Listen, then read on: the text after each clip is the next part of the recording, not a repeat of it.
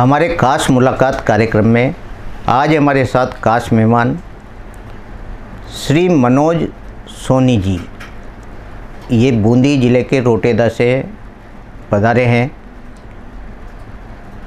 ये नवोदित उभरते कवि हैं, साथ ही इन्होंने मंचन भी किया है। मंचन यानी रामलीला में इन्होंने भगवान श्री राम का रोल अदा किया है और करीब 2-3 साल से ये इसी गांव में मतलब रामलीला में नाट्य मंचन करते आए हैं। साथ में ये एक कवि हैं। इनकी काव्य यात्रा के बारे में हम इनसे जानेंगे और साथ ही इनके जीवन परिचय के बारे में हम जानेंगे। ये कहाँ से, इनकी शिक्षा कहाँ हुई और इनकी जो काव्य यात्रा के जो प्रेरणा स्रोत कौन रहे। आइए बात करते हैं मनोज सोनी जी से।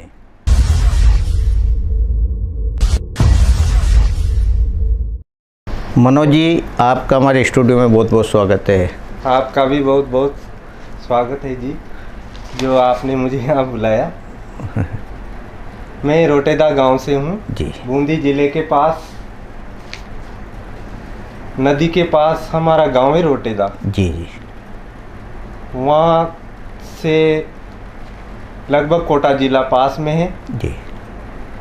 मेरी पढ़ाई रोटेदा से ही शुरू में पढ़ाई हुई, प्राइमरी पढ़ाई अच्छा, वो रोटेदा से हुई। उसके बाद कापरेन हुई, फिर स्नातक की पढ़ाई वहाँ बूंदी से करी जी। अब 12वीं में जब हम पढ़ते थे यहाँ कापरेन, जी, जब से ही थोड़ा थोड़ा शौक लग गया हमें। बहुत बढ़िया। तो थोड़ी थोड़ी तुकबंदियाँ करने लगे और हमारे मित्र देव की दर्पण जी वहाँ के ही हैं जी। तो हम दोनों मित्र ही थे। तो बहुत सारे कवि सम्मेलन होते थे तब, बहुत बढ़िया। तो उनके साथ देखने जाता था, तो वहाँ से थोड़ा थोड़ा लिखने का भी लगा। तो ऐसे धीरे धीरे थोड़ा लिखने का चलता गया। उसके बाद हमारे गांव में रामलीला भी होती थी। अच्छा। रामलीला में लगभग 2 वर्ष तक राम जी का रोल निभाया। बहुत बढ़िया। तो आज भी मुझे रामलीला में वो एक छोटा सा छंद याद है, जब भगवान राम को वनवास लगा था। जी जी। उस समय मैंने एक भजन गाया था। ऐसा माहौल, वो वनवास का समय था। बिल्कुल बिल्कुल बिल्कुल। तो एक याद आ रहा है मुझे। हाँ बिल्कुल बिल्कुल सुनाइए। मैया मोरी अब मैं वन को जाऊं, हे मैया मोरी अब मैं वन को जाऊं, हे मैया अब मैं वन को जाऊं, हे लेरी मैया मकराकृत कुंडल अंग भभूति रमाऊं, हे मैया मोरी अब मैं वन को जाऊं। इस तरह से भजन गाया था। बिल्कुल। वहाँ वो स्वामी जी थे हमारे, पंडित जी चौथमल जी। हाँ हाँ। वो चौपाई गाते थे, हम उनका अर्थ करते थे। तो इस तरह से गा गा कर हम बोलते थे रामलीला में। ये रामलीला की थी बात। मनोज जी, भगवान राम का रोल करना एक बहुत बड़ा कठिन विषय होता है, क्योंकि भगवान राम का जो स्वरूप और उनके जो आदर्श, वो किससे सीखे आपने ये कला? ये वहाँ हमारे पंडित जी भी थे, चौथमल जी, जो हमें वहाँ 2 महीने पहले ही सिखाते थे, यानी अभ्यास कराते थे। जी जी। लगभग 1 महीने पहले से ही अभ्यास कराने लग जाते थे जी। तो वहाँ पहले थोड़ा थोड़ा करते थे, उसके बाद फिर मंचन वहाँ मंच पे आते थे। तो ऐसे धीरे धीरे हो गया। और थोड़ा शौक भजन गाने का भी है, तो हारमोनियम वगैरह ढोलक बहुत बढ़िया। ये बजा लेते हैं। मंदिर पे भजन कीर्तन होते हैं वहाँ, तो उसके साथ साथ हाँ, संगीत का भी आपको शौक है? हाँ, संगीत का भी है। बहुत बढ़िया। मनोज जी, आपने तुकबंदी के साथ अपनी कविता का शुभारंभ किया, यानी हाँ। तुकबंदियाँ करते करते हाँ। कविता लिखना शुरू किया, और कवि सम्मेलनों का भी बहुत शौक था आपको? हाँ, बहुत गए हम वहाँ से। टाकरवाड़ा पास में है हमारे, जी जी, बूढ़ा दी टाकरवाड़ा, तो वहाँ बहुत काव्य गोष्ठियाँ करी हमने। बहुत बढ़िया। उधर CL जी साकला साहब हैं, बिल्कुल, वो साहित्य के भीष्म पितामह हैं, बिल्कुल सही। सहज सरल स्वभाव वाले, तो उनका सानिध्य हमें मिला। तो लगभग सैकड़ों काव्य गोष्ठियाँ करी हमने उनके साथ बैठ कर। बहुत बढ़िया। गिरधारी लाल जी मालव थे, लक्ष्मी नारायण जी मालव थे, महावीर जी मालव, देवकी दर्पण जी, महावीर जी, रमेश जी दिल्ली, बहुत बढ़िया। बहुत सारे थे हम। और एक मंच भी था, राष्ट्रीय शिक्षक रचनाकार प्रगति मंच। अच्छा। तो उस मंच से जुड़े, कई बार उन्होंने सम्मानित भी किया, और धीरे धीरे रचना लिखी, तो बहुत सारे संकलन निकाले उन्होंने। अच्छा। इधर से भी निकाले, और बहुत संकलनों में मेरी रचना छपी, तो मुझे बहुत खुशी हुई। बिल्कुल। अभी भी लगभग 5-7 संकलनों में मेरी रचना प्रकाशित है, और पत्रिकाओं में तो है ही सही। जी जी। तो उसके साथ ही अब बाबा तुलसीदास जी हैं। आपने बाबा तुलसी, कोई चौपाई भी आपको आती बताई, सुनाए? चौपाई कवि शिरोमणि बाबा तुलसीदास जी अपने रामचरित मानस को जब लिख रहे थे, जी जी, तो उन्होंने एक चौपाई लिखी, सिए राम मैं सब जग जानी, करऊं प्रणाम जोरी जुग पानी। तो इसका मतलब हमें सारे जीव जंतुओं में राम का निवास है, सीता राम का निवास है, और उनको हमें दोनों हाथ जोड़कर प्रणाम करना चाहिए। इसका भाव अर्थ है। इस तरह से ये चौपाई लिखकर जब बाबा तुलसीदास जी अपने विश्राम को जा रहे थे, तो वहाँ उन्होंने एक आगे जाते ही एक बच्चा मिला उनको। तो उन्होंने बच्चा मिलते ही बच्चा बोला कि बाबा इधर से मत जाइए, इधर एक बेल क्रोधित हो रहा है, आपको मार गिराएगा। जी। पर बाबा तो उनको तो याद था ना कि हमने तो अभी फिलहाल चौपाई लिख के ही आए हैं हम ही तो, कि श्री राम का निवास है सभी में। जी जी। तो नहीं माने, बच्चे की बात नहीं मानी उन्होंने, और उधर से निकल पड़े जिधर से बेल आ रहा था। जी जी। तो बेल आते ही वो तो बेल की तरफ हाथ जोड़कर खड़े हुए, पर फिर भी बेल नहीं माना, और बेल आकर जोरदार टक्कर मारता है उनको, तुलसीदास जी महाराज को, और उनको गिरा देता है। तो उनके मन में आता है कि अभी फिलहाल तो अपन ने चौपाई लिखी है, ये तो चौपाई बिल्कुल गलत है अपनी। तो वो तुरंत सोच के और उस चौपाई की तरफ गए जहाँ उन्होंने चौपाई लिखी थी जी, और उस चौपाई को फाड़ने लगे कि ये तो बिल्कुल गलत है, कि हम मैं तो श्री राम मैं तो सब सारा जगत है। फिर भी वो गलत कैसे, इस तरह से उस चौपाई को फाड़ने लगे तो हनुमान जी महाराज प्रकट हो गए वहाँ तुरंत जी। तो कि ये क्या कर रहे होगा, कि अभी चौपाई लिखी है ये तो बिल्कुल गलत है। तो चौपाई को फाड़ने लगे तो हनुमान जी महाराज ने कहा कि आपको जो वह बालक मिला था, बच्चा मिला था, तो आपने उसमें राम का निवास नहीं जाना, उस बेल में तो आपने राम का निवास देख लिया, बिल्कुल, और उस बालक में आपने राम नहीं देखा, इसलिए आपको ये आज ये घटना देखने को मिली। बिल्कुल। तो इससे ये आपकी चौपाई एकदम बिल्कुल सही है, बहुत ये गलत नहीं है। तो कवि का जो हार्दिक भाव जो निकलता है जी, वह समय के हिसाब से कहीं जाकर सत्य हो जाता है। अभी नहीं तो बाद में होगा, पर हो जाता है वो समय के हिसाब से। सही बात। सर्दी की गलन, गर्मी की जलन, मेहनत में करता रात दिन, मेरा जीवन खेत में उलझ रहा, करता हूँ पैदा अनाज को। सर्दी की गलन, गर्मी की जलन, मेहनत में करता रात दिन, मेरा जीवन खेत में उलझ रहा, करता हूँ पैदा अनाज को। सर्दी की गलन, घर की न कदर, तन की न कदर, बेकदर बनाया हाल है। घर की न कदर, तन की न कदर, बेकदर बनाया हाल है।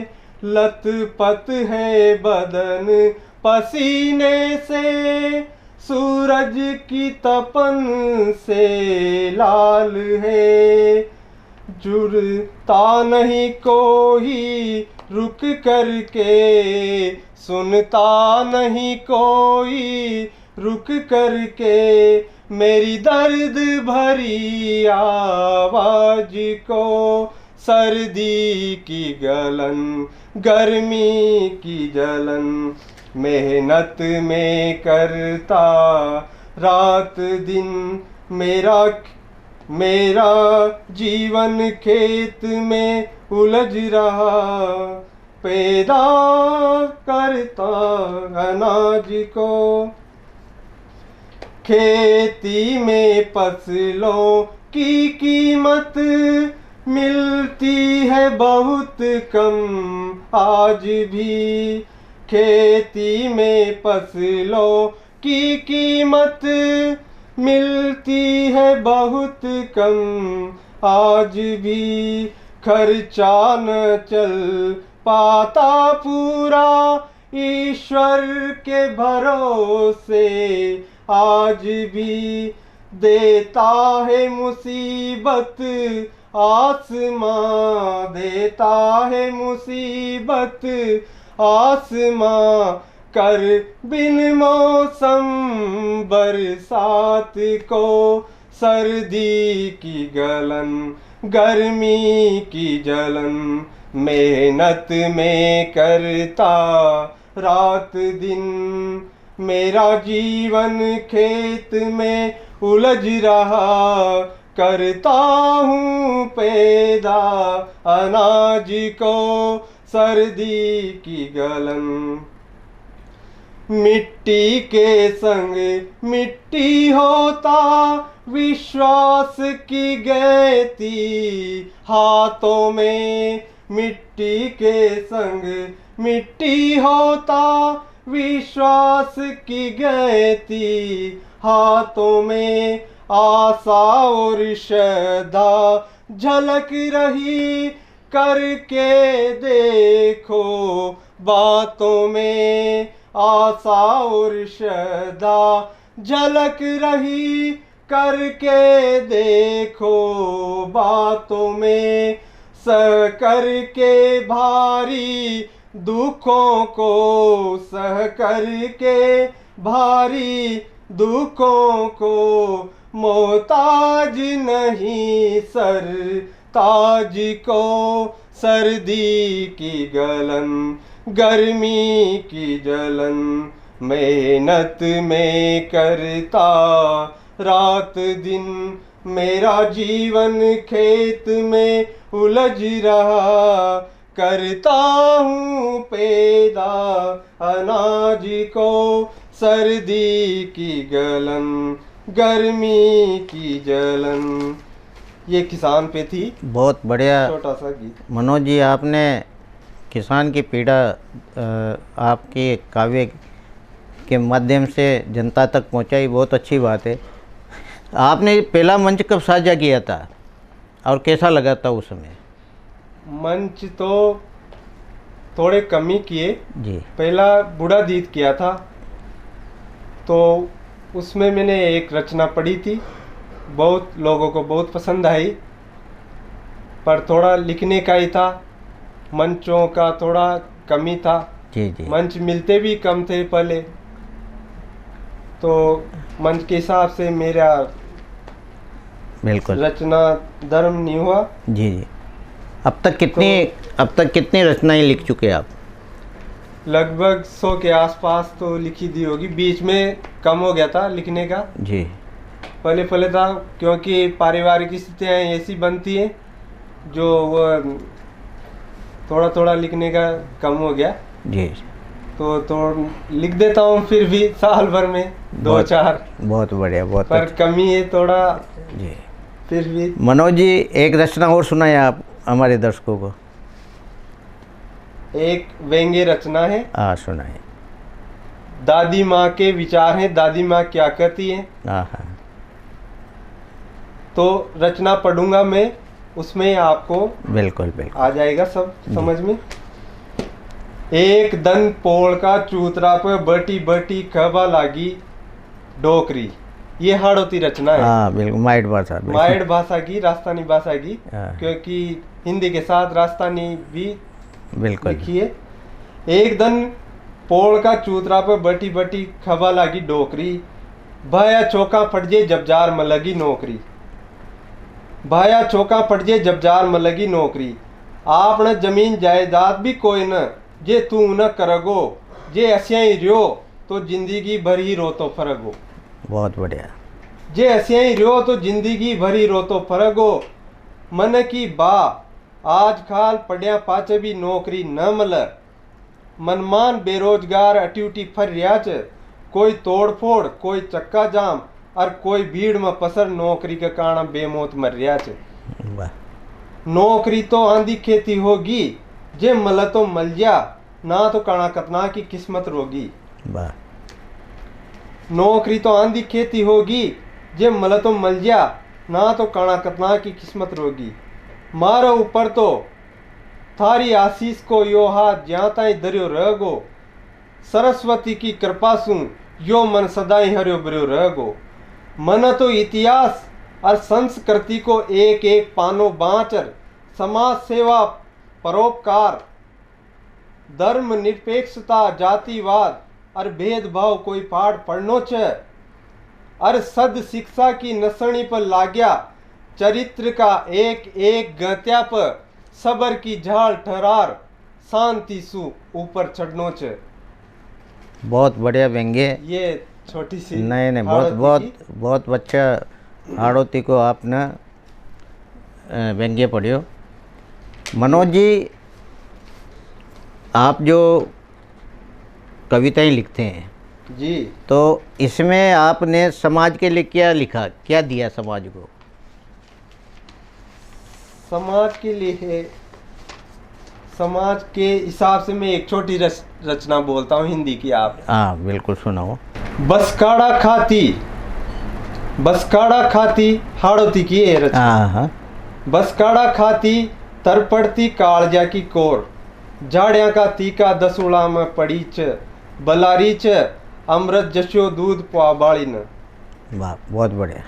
जीना पूतना बनर जनताई चुका गालियो जहर, न नाली मारा दूधिया मुंडा क्याडी, उजाड़ो करबा के फली बजा गालियो बेरामी की फूंक सू बड़तो दियो, बाट नालती रहेगी घणी साता देवाली गोद की, मीठी लोरिया की फांक दी कजोड़ा के नाई रेवड़ी पर काट गाली, सम्मान और संस्कार सु लपटी दया की डोर, कसी भूल काई अपराध छो कश्या करमचा जे मली असी मौत, राम तो खाड़ लायचा मौत का मुंडा मसू सीता न, बचाई छी नारी की मर्यादा क्यों हो ताई दाब गालियो कंट, कर सकती चल कदमी मूबी माई का हरिया बरिया आंगना में न देख सकी, कठोर कालजिया हाड़ी माई का करकस मुंडा न, जीना आंसू पूछबा की बजाई खाट गाली आँख्याई, न नाली बाट कसूर पूंचर मापी मंगार, माप करबा की काई, याई चे गीता की वाणी, जे करगो हु बरगो। या एक कर्कश मापच रचना, बिल्कुल बिल्कुल, जिन अपने बेटी खोक सो उजाड़ दो।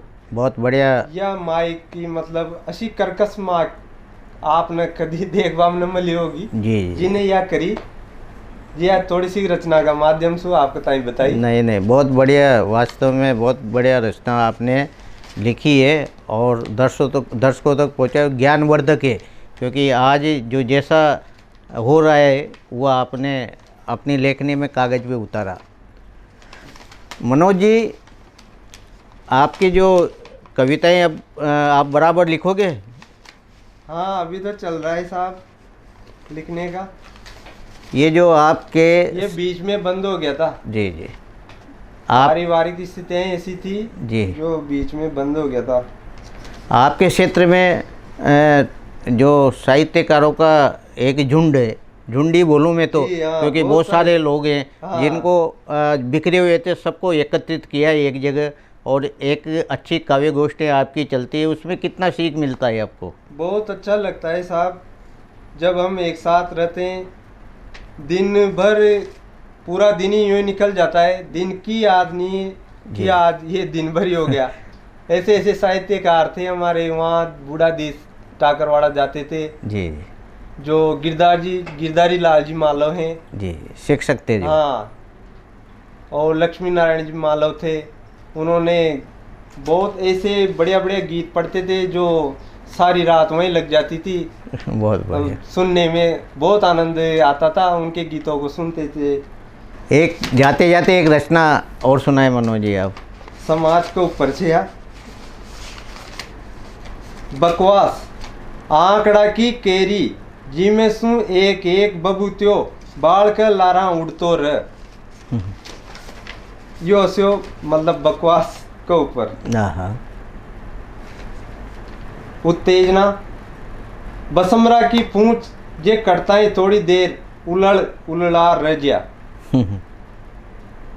आतंकवाद रावण का गद्दा समेत माता, जे शांति का तीसु कटकटर भी फूटता रहे। आश्वासन पर अस्यो सुरीलो गीत, जे मन और दिमाग न तरोताजा कर दे। सरकार अस्यो जानते जे दीज को बसवास द्वार, कतना ही लोगा ने गूंथ ले। बहुत बढ़िया। राजनीति रोड पर पड़ी सोना चांदी सुबरी अटेची, जिन्हें देखता ही लाल टपक गया। बहुत बढ़िया, बहुत बढ़िया क्षणिका है। ये थे हमारे साथ कवि मनोज सोनी जी। मनोज सोनी जी ने अपने काव्य यात्रा के साथ साथ रामलीला मंचन भी किया और इनका मानना है कि इनका जो काव्य यात्रा है ये अनवरत जारी रहेगी और जो वरिष्ठ साहित्यकार है उनके सानिध्य में बैठकर ये इनकी रचनाओं को और आगे बढ़ाएंगे। आज ये हमारे स्टूडियो में पधारे। बहुत बहुत धन्यवाद देता हूँ साहब, STN चैनल वालों के सभी दर्शकों का बहुत बहुत आभार प्रकट करता हूँ आपका, जो आपने इस लायक समझा। बहुत बहुत धन्यवाद।